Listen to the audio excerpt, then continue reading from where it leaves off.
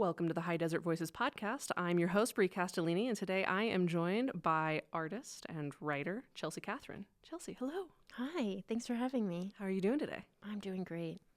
How are you liking the West Slope of Colorado? We were chatting before we started podcasting that you're a little bit new to the area. I'm new, so I'm still adjusting to the weather, and not having rain is like the biggest thing. People talk about getting depression when there's no sun, but for me, it's like when there's no rain, I get this like weird anxiety. Yes. So I've been really enjoying the rain we've had. Yeah.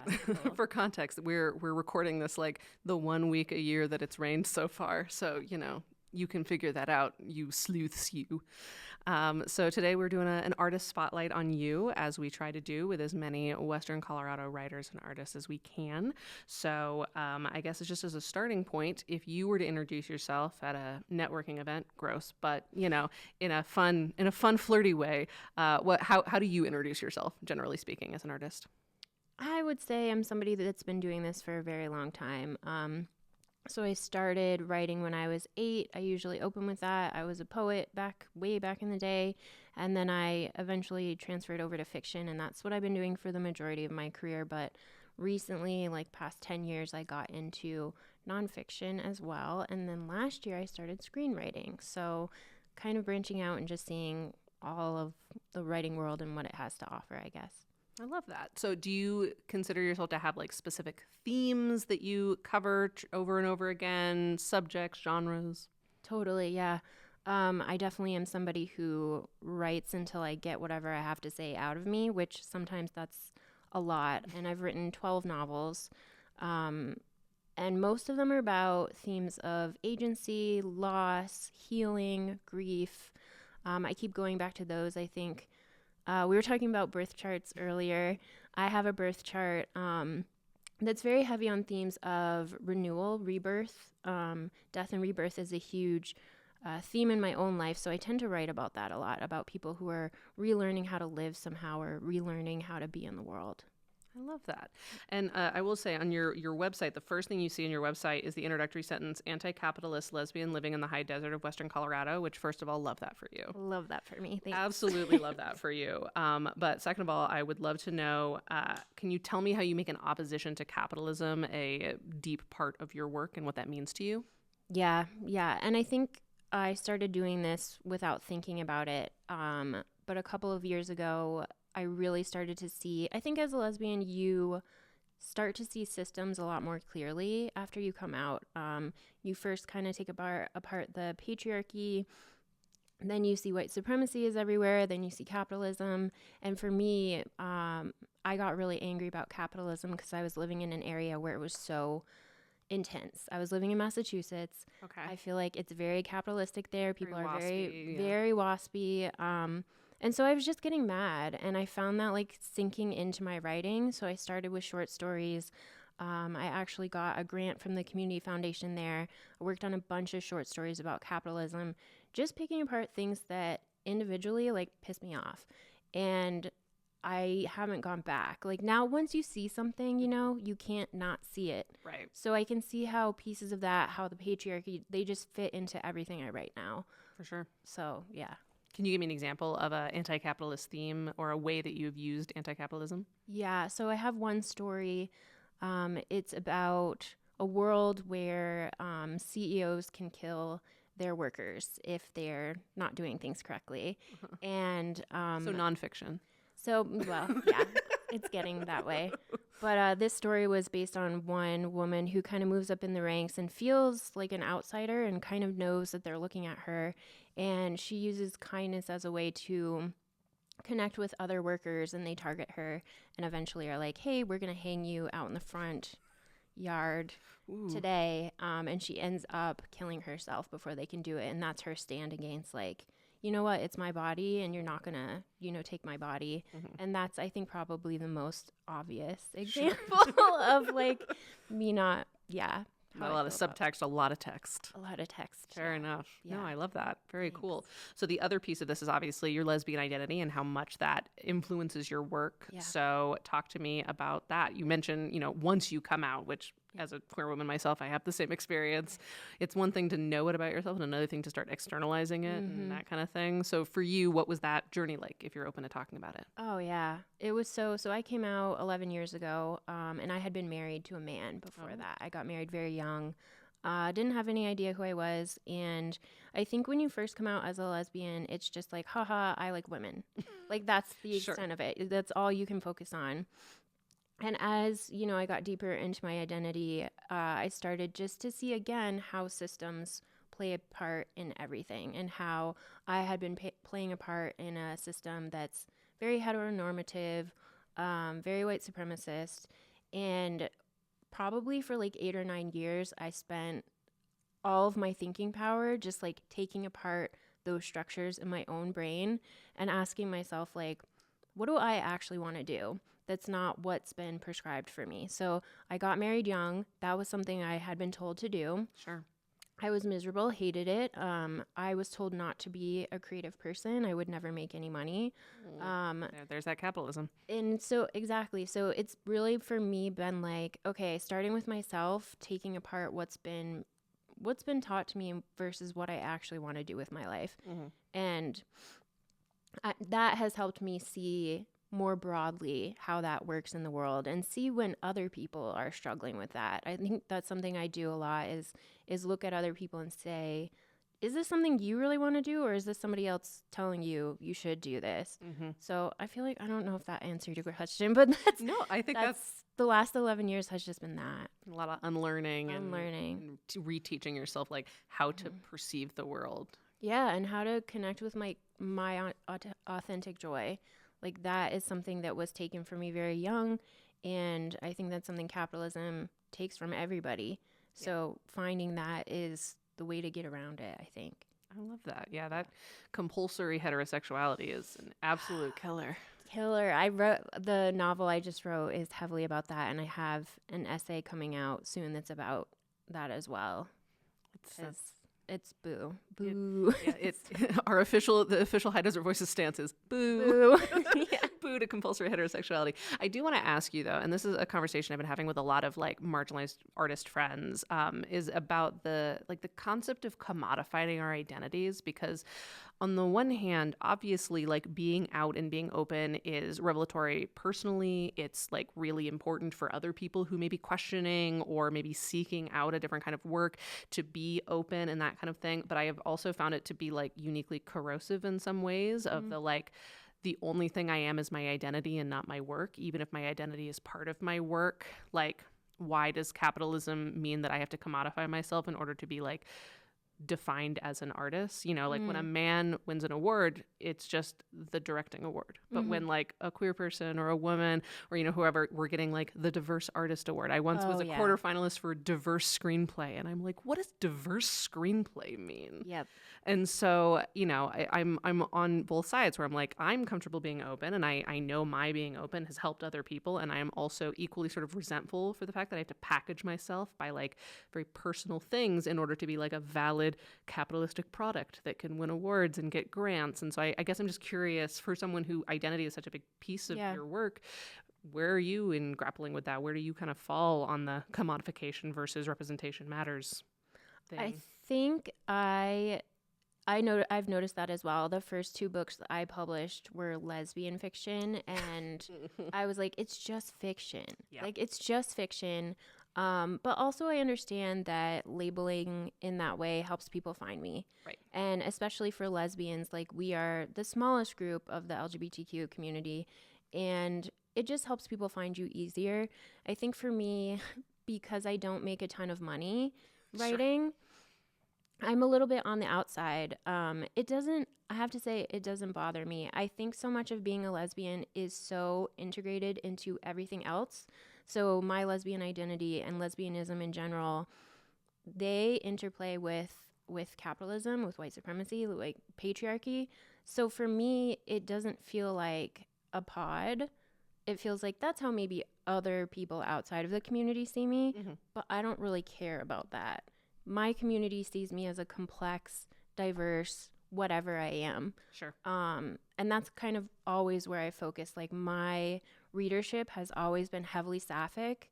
heavily millennial and Gen Z. Like those are my readers, and they're able to see me with nuance. And so like it hasn't bothered me as much, even though I pick up a book and I do get annoyed with like the lesbian fiction. I don't know. I'm like, it's just fiction. But that's what I mean, right? Is the weirdness of, if you're not the normative, quote unquote, then you have to be categorized to death. And then, it's like, well, now my social media bios are all identifiers so that people know that I'm safe, but it has nothing about my work. And it's like, that's not to say that the identity doesn't come into my work as being a woman, as being a queer woman, all these sort of things.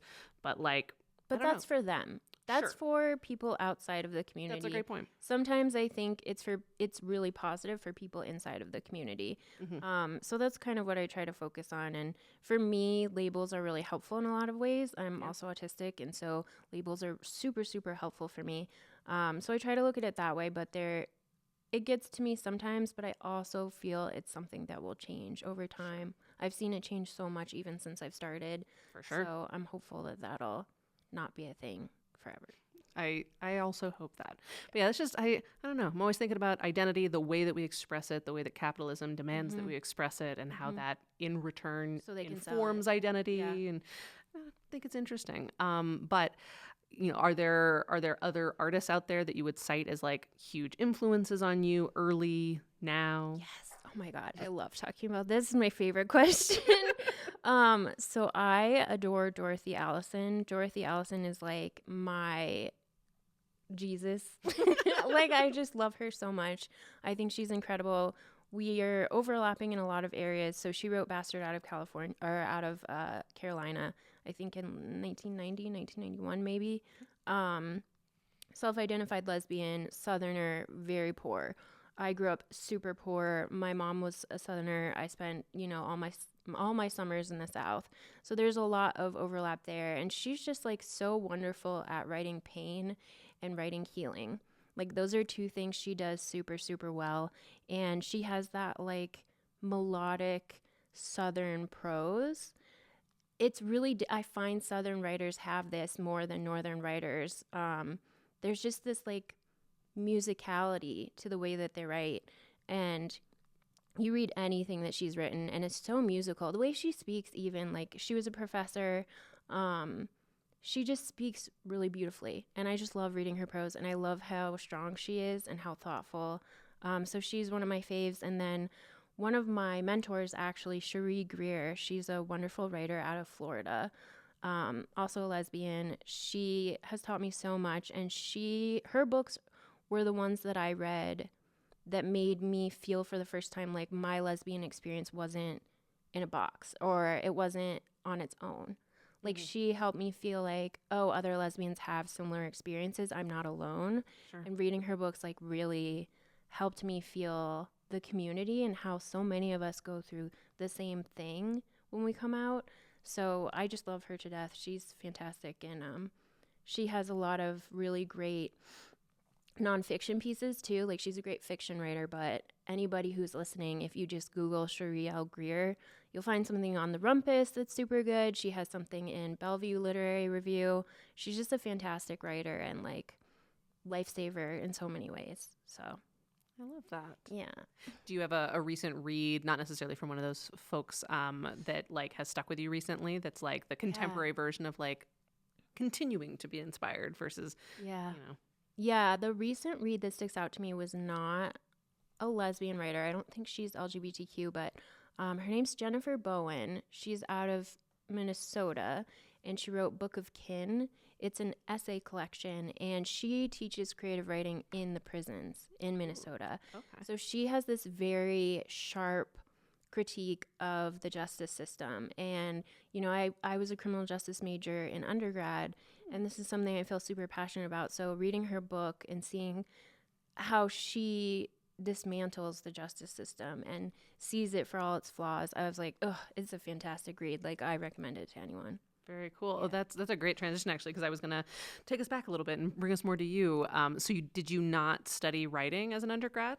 So tell me about your educational experience. I was still like, it was still that capitalism. So my parents were I have boomer parents who, I was so poor growing up. We were so poor. So they really were like, be responsible. Don't go into the arts. Yeah. American dream, Yeah. original version, original Yes. flavor. So back then, this was a long time ago, I thought I was going to be a cop. Oh, wow. I thought I was going to be a cop way back in the day. So I was like, I'm going to study criminal justice. What about if you're comfortable talking about it, like what about the idea of what cops were at that time to you appealed to you? It's really Mariska Hargitay's fault on Law and Order SVU. I was like, I'm going to be Representation matters.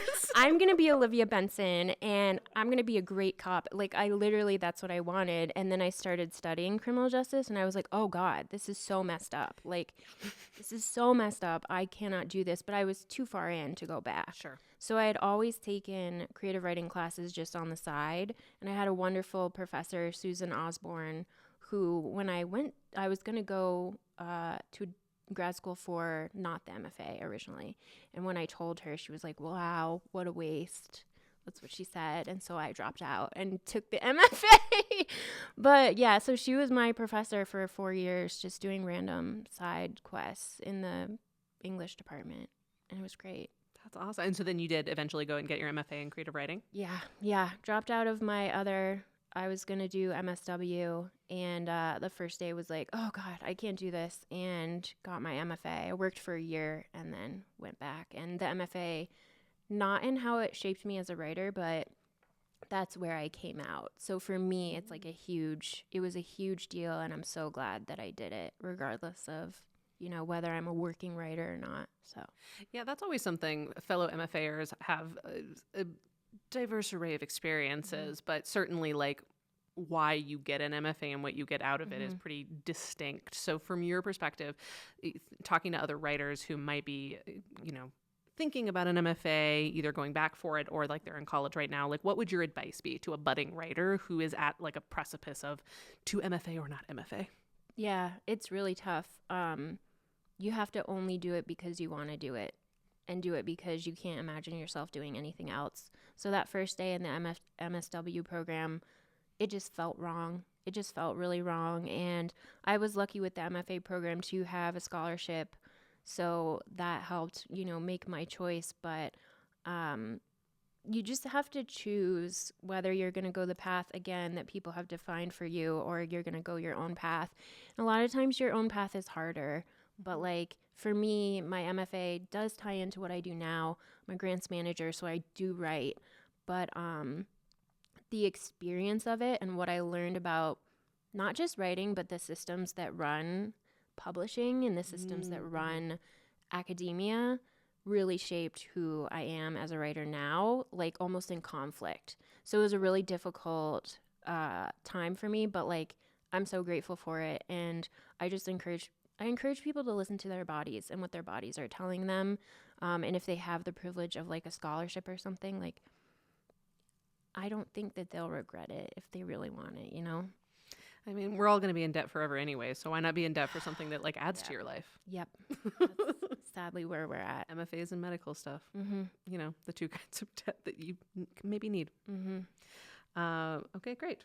Well, let's talk more about your process of writing. So I'm curious, do you have like a routine? Do you have a specific routine, a ritual, the way you get creative?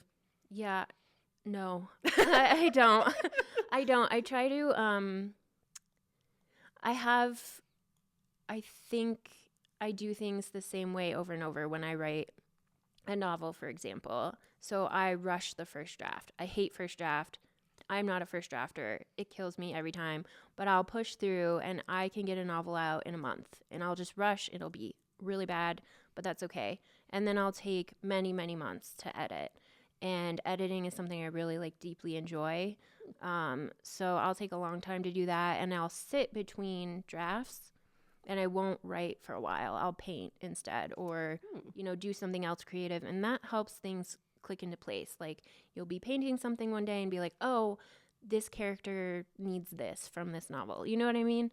So I try to give myself space in between. And I do that with my grants too. Before submitting them anywhere is I give them like breathing space. You decant them. Yes. Yes. Oh my God, I love your vocabulary. So I love it. Yeah, that's what I do. And so I take a long time and I use painting to kind of help. And I also use music. So I have playlists for a lot of my novels, and that kind of helps go in and out of like your vibe, I guess. Sure. Do you make the playlist before you write the first draft or after? Usually during. Okay. So I'll hear music. I'm a really, like I said, I'm autistic, so I am very visual and I hear things when I'm working on a piece. So like I'll be writing something and I'll see the characters and a song will be just playing in the background and I'll just add it to the playlist. So now it's like now you associate it. Yeah, Okay. totally. Very cool. Yeah, I'm kind of similar where it's like I try to be intentional and process oriented about like building those supplementary things, and then I'm like, now I'm bored. I have to just get back to writing. Yeah. Yeah. You get in your own way if you think about it too much the first draft. Like I'm super intuitive and everything I do is intuitive. So I'm like, first draft, you just follow where that goes. The second draft, you can bring in plot and you can be intentional about it. Do it then, but like get out what your heart is trying to say in that first draft and don't, stifle yourself. Do you outline or are you pantsing it? No, I feel like this is random, but I used to have an agent, and for a couple years, I worked with her, and she forced me to do outlines, and it totally messed up my writing. Interesting. Because I am so intuitive, and because I am like a heart-centered writer, not a commercial writer. Sure. So for me, I'm like, I'm trying to say something in my book, not necessarily keep the audience always engaged. So I've stopped doing that because it's not my thing. Fair enough. I like outlines because I consider my outline my first draft. So like that's where I'm like, because my outlines are very messy and very like just this happens and then here's some snippets of dialogue. But like I think it's a similar impulse of like I kind of just need to get it out and then I'll figure out what it actually looks like later. Yeah, exactly. That's what I do, and I think certain things that we're taught about craft are really specific to certain populations. So white men who want to write commercial fiction, it's really good for them because it helps them sell books. But that's not why I write and that's not who I am. So I take leeway when I'm looking at craft in a lot of ways. Is that approach different depending on the kind of writing you're doing? Poetry, nonfiction, fiction? No. Nobody ever taught me poetry. It's like weird because I'm really bad at it sometimes and then really good at it, and I have no idea why that happens. So like the last couple of years I started getting poems published, and it's always surprised me because it's so intuitive. I hear a voice in my head, I scribble it. Almost most of the time I don't have to edit my poems, and I write poetry not very often, maybe once or twice a year. Same. But I do use craft a lot more with fiction and nonfiction, I would say. But the process is the same, whether it's a real story, quote unquote, or not? It's vomiting it out. I mean, especially with essays, I'll sit there and in like 3 hours, just 4,000 words. Like I have to get it out, and I wait until it's all there to start writing. Yeah. Okay. Very cool. So when you have the spark of an idea, is there a familiar form that spark takes? Like, is it an image? Is it the opening line? Is it like a particular situation? Is it a character, or is it different every time? It's different every time. Sometimes with poetry, most often it's the line. The line will start me. With fiction, it's usually an image and a character. Characters I love. That's like my favorite part of writing is the characters. And then with nonfiction, it's a question. So whatever the last big piece I had out was a question about, are people fundamentally good or not anymore? That was something I was really struggling with. And so that was what started the piece. I really love the way that you broke that down. That's so interesting. Yeah. Okay, cool. So to start to wind this one down, are you able to tell us, are you comfortable telling us the most recent thing that you finished? Whether it's a first draft or a final. Yeah. So the screenplays, I'm trying to pick which one to talk about. I'll just say, so I've been working on my second book that came out. I had interest from a director who wanted to do that as like an indie film. And I was like, okay, if you do, I'm going to write the screenplay because that's how I am. So I did do that. And she and I will chat about that soon. And then I did my first screenplay just a couple weeks before that. And that one You know, I'm going to try to get it out there, but I know how it is with screenplays. So it was the 2 screenplays, and then I had a novel that I just finished over the winter. So that's what I've been working on. Can you tell us any snippets of the stories of any of these? Yeah, sure. So I'll talk about the novel. That one is about rape culture and consent.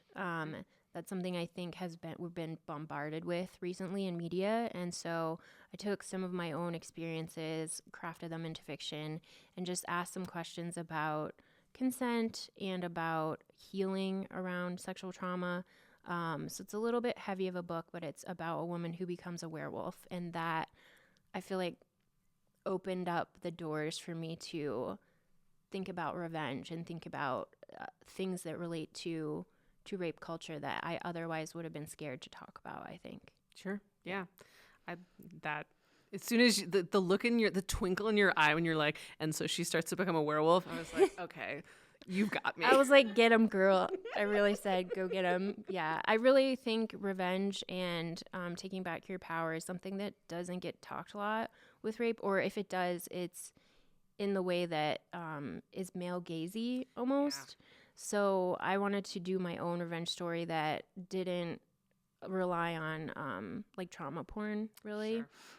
So there's no explicit graphic violence in that book, sexual violence. It's all against the abusers. So I was like, yeah, we're just going to do this and see where we end up.